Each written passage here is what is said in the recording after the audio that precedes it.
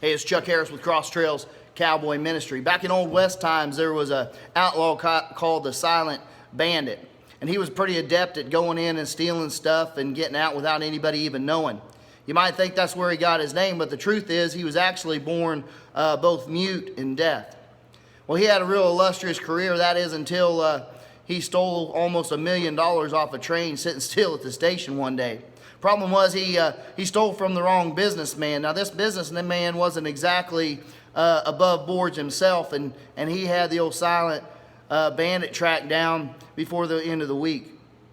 Well, once he realized that he couldn't communicate with him, he called in his lawyer, because his lawyer was the only guy he knew in the area that could speak a little bit of sign language. So his lawyer came in, and the businessman said, ask him where the money is. So the lawyer signed, where's the money? And and the bandit said, he said, I don't know what you're talking about. So the lawyer told the businessman, he says he doesn't know what you're talking about. So the businessman pulled out his 6 gun and he held it to his head. He said, ask him again. And so the lawyer signed, he's going to kill you if you don't tell him where the money is. So the bandit, he finally signed back. He said, it's in a bag buried behind my grandmother's house in Dodge City. So the businessman anxiously asked the lawyer, says, what did he say? What did he say?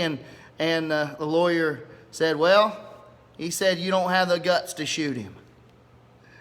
Sometimes temptation in our life is pretty strong, isn't it? James 1:13 says this. It says, no one undergoing a trial should say, I am being tempted by God, for God is not tempted by evil, and he himself doesn't tempt anyone. Sometimes when our life ain't going well and we're losing to temptation, we look for people to blame. Sometimes we'll even blame the devil, and sometimes we'll even blame God. But here it says that God does not tempt anyone.